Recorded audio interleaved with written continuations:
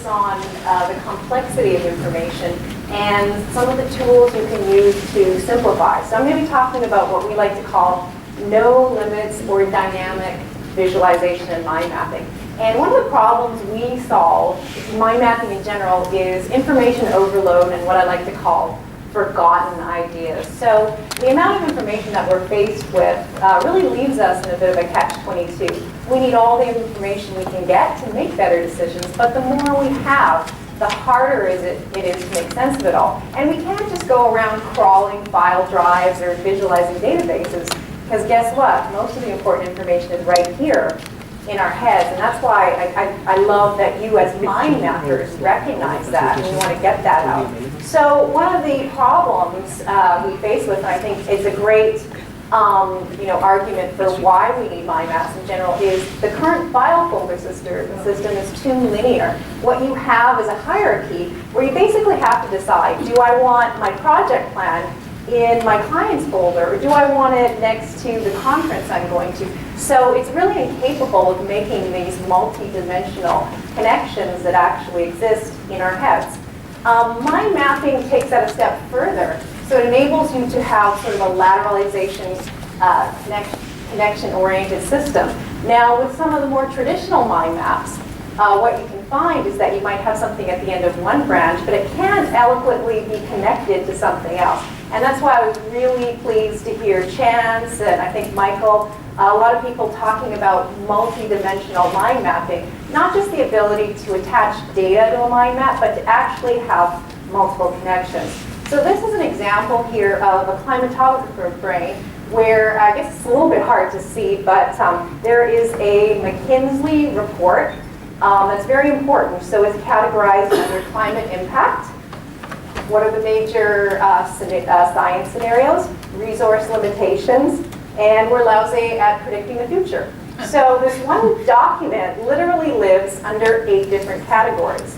So as to where you would put that, in a visual diagram, it'd be pretty difficult. So with the brain, you can actually have these multi-connections. So in terms of some of the differences, the brain and technologies like the brain are both hierarchical as well as associative, nonlinear, and dynamic. So in terms of kind of where this all fits in, I think what was very interesting was actually David Sivett's diagram that sort of kind of went through the full space. And let me just go ahead and activate that in the brain, the visual world.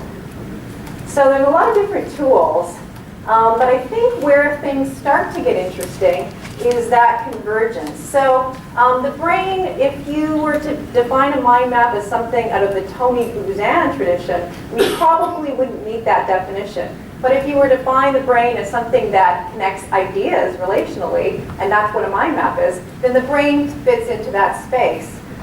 Where you can take dynamic visualization is to places like data visualization, where you can actually take your map and not only link your ideas, but connect it to a relational database.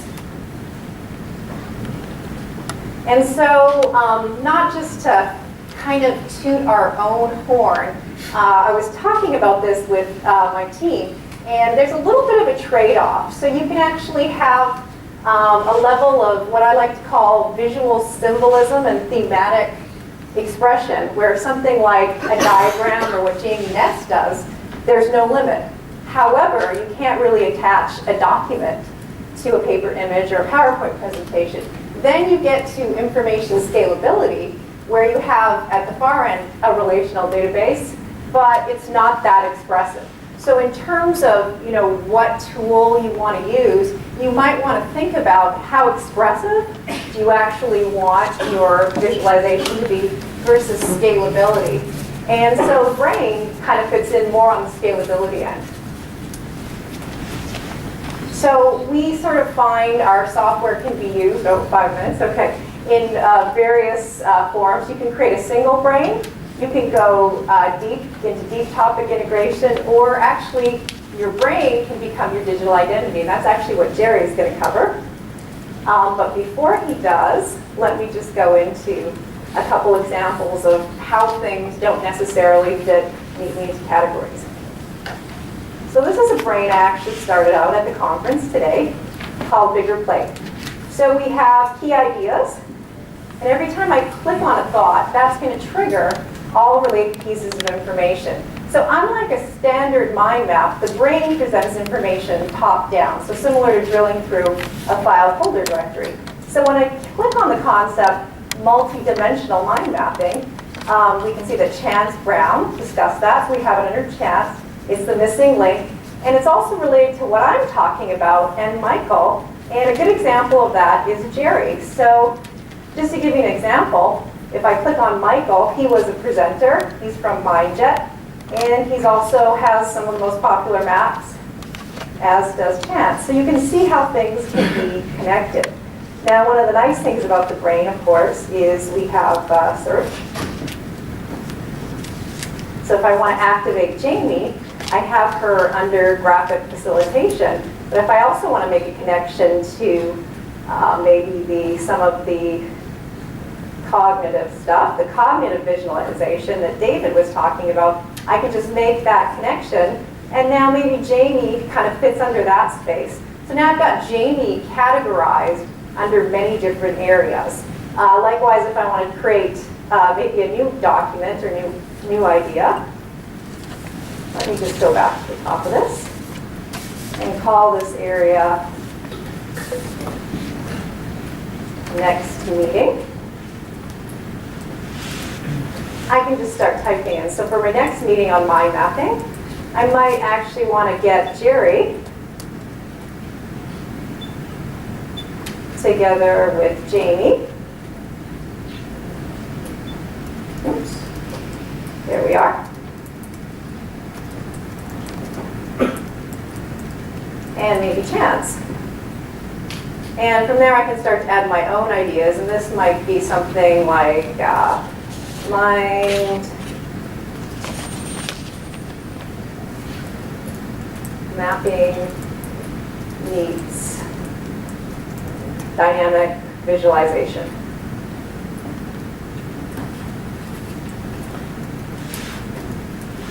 And then from there we can do all kinds of things. We can actually attach documents or notes, similar to the kind of stuff that we're showing. So if I want to take a note, or if I have a note on what Jamie presented, I can go ahead and access that note, or I can mouse over Jerry Michalski or Leo and see what note I have there. I can also add any documents. If I want to create a document on associative thinking, I can simply click on this and add an attachment and just start. But I guess the point is that there is no limit to what can be created. Because the interface changes, you can literally have brains of hundreds of thousands of thoughts. So a lot of users, what they tend to do is they'll create one brain with their name and have all their business and personal information. And that's a great segue to, I think, what Jerry's going to cover, which is his brain of over 200,000 thoughts.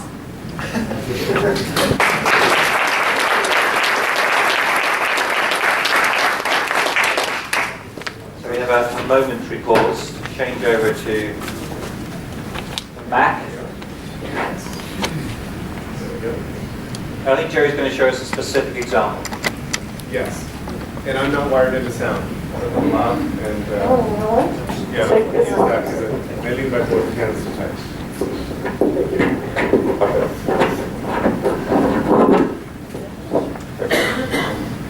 Cool. It is delightful to be in a room full of mind mapping enthusiasts. I feel like I'm at like the Misfit College with all the X-Men. And at any moment, I expect Big Card to come wheeling in. Or maybe one of you is. Yeah, I don't know. So I was on the Brain's first press tour. I spent a dozen years as a technology industry analyst. I used to write release 1.0 for Esther Dyson back in the days of the internet. So I was on duty when the internet came a-calling. Thank you. And in the right crowd, I introduced myself as Kevin Werbach 0.8. Because Kevin succeeded me at the release 1.0 newsletter. So I started using this thing right away. I wrote about them, I invited them to our PC Forum conference. because I was already halfway through writing an issue of our newsletter about bookmarks and semantic mapping, mind mapping, all that kind of stuff. And everything I saw stunk until I saw the brain. So I started using it because I thought, this is how I think. I'm just going to show you David Civet, right? And he was already in my brain. I added a couple of his other books because when you showed the visual meetings books, I had visual meetings, but I didn't have visual leaders nor visual teams, etc. So I added those. So here's visual meetings. I just put that in. And I put that under graphic facilitation, which has been in there for a while. Anywhere you see this icon next to a thought, that means that there's a link to it. So if I click on graphic facilitation, it launches my browser to that link, right? Which is kind of cool. So I'm busy harvesting from the web. I just grab the fave icon next to a link, drag it into my brain, let go, and it picks up the link and the title of the page. Not always perfectly, but close enough that I can edit and make things pretty. So I've been tracking David for some time. Here he is again. This is his LinkedIn page, which I've attached to him. My hierarchy generally is, if there's a Wikipedia page for the person in the company, I put that first. Next in line is LinkedIn, next in line is Facebook, kind of thing. I have my own set of cliches. I always put authors above their books, for example. I always put actors under their movies because they're performing in a movie. The writer of the movie is above, the director is off to the side. But you'll notice that David, when he talked, this is really wonderful, he mentioned Arthur Young. And I don't remember where I read this or heard this, but I knew that Arthur Young was a mentor of David's, or at least a role model of David's. So I have Arthur Young in here, and he was at Textron. He was an inventor and a philosopher. He helped launch the Institute for the Study of Consciousness in '72, cosmologist. He helped invent the Bell helicopter, right? Which is here, I put the Bell helicopter in, here's Bell helicopter, here's Textron. They're a manufacturer, so are all these other companies. Here's manufacturing in general. So you can't do this with any other tool. Now, I've only ever created, this is a little bit of a lie, because once I created a little brain about the periodic table of elements on a challenge from somebody at a conference, and once I got 10 elements in, I'm like, this is stupid. Why would I want to create a separate, So I started putting the elements in this brain.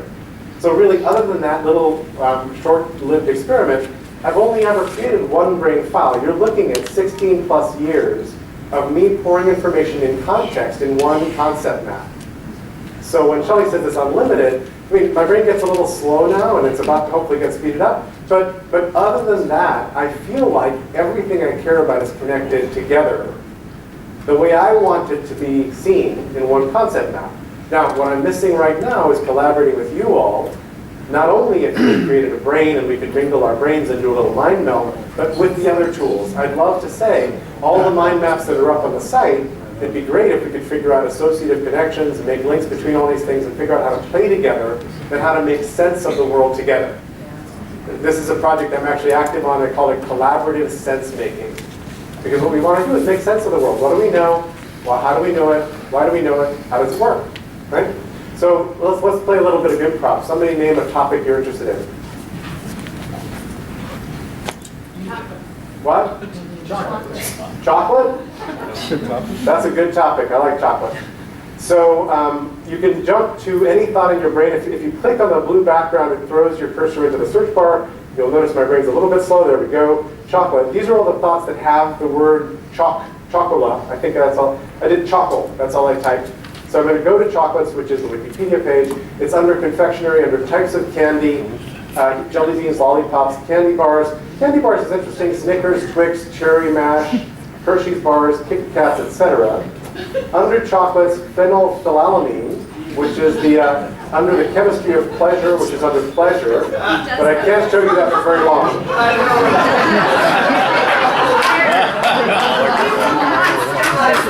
So you can go to jerrysbrain.com and do this by yourself. I'm just giving you a tease. Right? And then if you go to candy makers, watch this. If you go to confectionery, you will see the British chocolate confectioners. Roundtree's, Cadbury's, and Fry's were all Quakers. And there's actually sort of this really interesting, I've got a thought in here, organizations with Quaker origins. I'm a big fan of this religious society of friends known as the Quakers. There's a whole lot of stuff in here about Quaker process, famous Quakers, etc.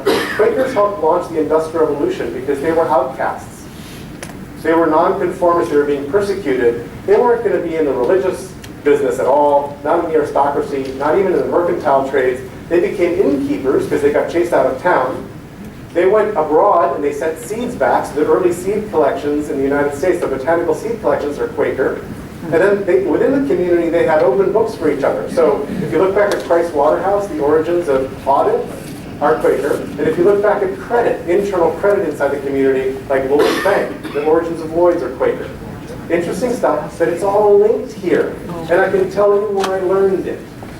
If I read a good book, I debrief the book into my brain, right? If I see a good movie, I take it apart and put the nuggets of information in the brain, and then each nugget, turns out, has references to lots of other stuff people have written or said or done in different places. This has changed my life. And I want to show you this much of it quickly because you can see that what I care about is represented here. What I'm dying to do now is mingle it with other people's ideas, always so I can go back and see just what I put in. I don't want to get lost in the general ocean of everybody's thoughts. But this to me is a really interesting way of representing and showing and sharing what it is I see and care about. And I've got thoughts called words I love, letting go, mastery, mindfulness, grace, mingas. Mingas are basically community service from the language Quechua. Minga is community service. There's another word, tequio, which is the same thing, sort of like sweat equity. Those are words I love. There's another thought, my beliefs. And I wish everybody published their beliefs online in whatever tool they wanted to. So I believe people are fundamentally born good and born curious. And that leads you down a particular path of how you design institutions and what you do. Right? I'll go back to David for just 1 second to show you one last thing. And then I'm sure I've gone past whatever time I had. But let me go back to David because he also mentioned the keyboard that he just showed us. There we go. Right? It helps when we spell them properly. There we go, David Civic. So he had done the group graphics keyboard, which he just showed us, and we have copies of on the table, and I didn't know about. So I put it in my brain while we were sitting here. I put it under data visualization, mind mapping. David founded Grove Consultants, and they publish it. But I put it under the 7 archetypal patterns of visualization. I just named it that, which I attached to archetypes and visualization, and I'm going to attach it to my favorite thought in my brain, enumerated wisdom. So enumerated wisdom looks like this. The 4 rules of permission marketing, the 4 S's of intimate relationships, the 4 strategies of outrage managers, the 6 open letters that change the world, the 7 powerful steps to overcoming resistance and actually getting stuff done. It's anywhere, anytime I've found a numbered list that sounded pretty smart. It's all under enumerated wisdom, right? So go take a look. Go run around, send me email. I'm easy to find on the web. My Twitter account is Jerry Michalski, last name, first name, no spaces. And I'd love to, if we have time for a question, please, back up. So my first thought as you're going through this is, it's more advanced than mind mapping, but then as you got further into it and showed more of its power, I'm seeing semantics, right? So where's the line, or is there a line, or is it just about what it means to you? Because it seems like semantic collaborative technology wants to take it further, so. Totally. So the brain has thought typing and link typing, which were added after the very beginning. I've never used them. Okay. One of my beliefs is every added click that it takes to add something to a tool like the brain totally, precipitously decreases the likelihood you're going to add anything to this tool. It has to be insanely simple to just drop something in and keep going, keep going, keep going. Right? The thing I do have to think about is where am I going to put the next thing? Because you always have to hang things under something, right? Now, I would love it if there were a great API where a semantic tool could come analyze my brain, and it could figure out very easily that I put authors above their books, so this must be an author, tag it up, mark it up, keep going. You could psychoanalyze me by looking at my brain. You can certainly figure out what my political stance is. I've got explicit thoughts that say, here's what I would do if I owned the world and you gave me political control over all the institutions, right? I've done that. But you're right, the boundary between this and the semantic web and what you could do then is very, very thin and it's not exploited at all. Thank you. Please. So you have a lot in your brain, clearly. But with this, it's beautiful and both daunting, right? Because it's like one more thing that could then suck this much energy from me. So like you said, you have the basics of using the information. So is there a way to take my basic life map to be able to dump that structure into this so the structure's already created? Or how would you recommend that people, like, because it could be Facebook, you could lose your life and come up for air later. Yeah. So how do you then be able to then grow it at a pace that you'll then keep in? Right. Well, it's like changing a habit. If you start today, then everything from today forward is in this new thing, and then you're good.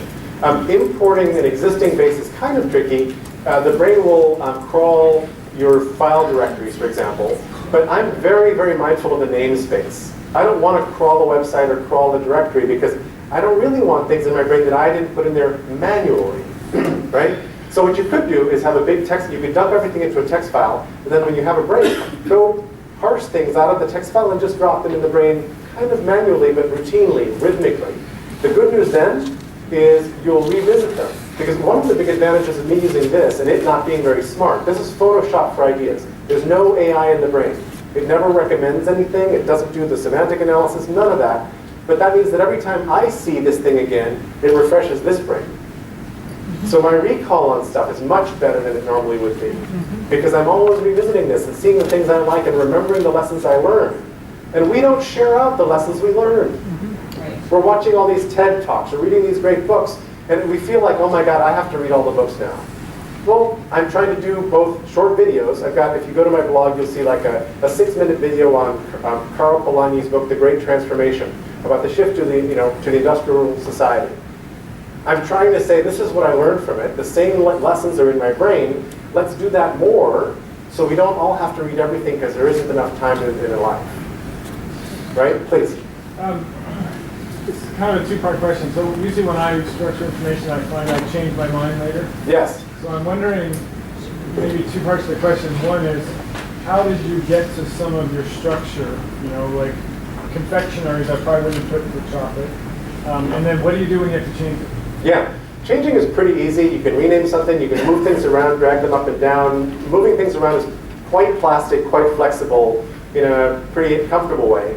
One of the great joys of starting your own brain and not picking up somebody else's methods or whatever is deciding on all those little cliches. I call them cliches. Like putting, company, people, products, funders, lawyers, PR, category. Right? That's what I do. And I can traverse an industry like nobody can with anybody's database. And I was a tech industry analyst for a dozen years, so I had to remember all the companies. Right? So all of that works, but changing your mind is not that hard. But developing those little cliches is a joy. You get a little oxytocin hit, it's just naturally produced, of course, when you do that. This is a very simple question. Your name is not on our agenda. Would you please spell your last name? Sure, Mikulski, Michahlski, like Michael without the E. So Mikulski, Jerry Michalski, and Jerry Michalski is my Twitter handle and so forth. Jerry with a J? With a J, please.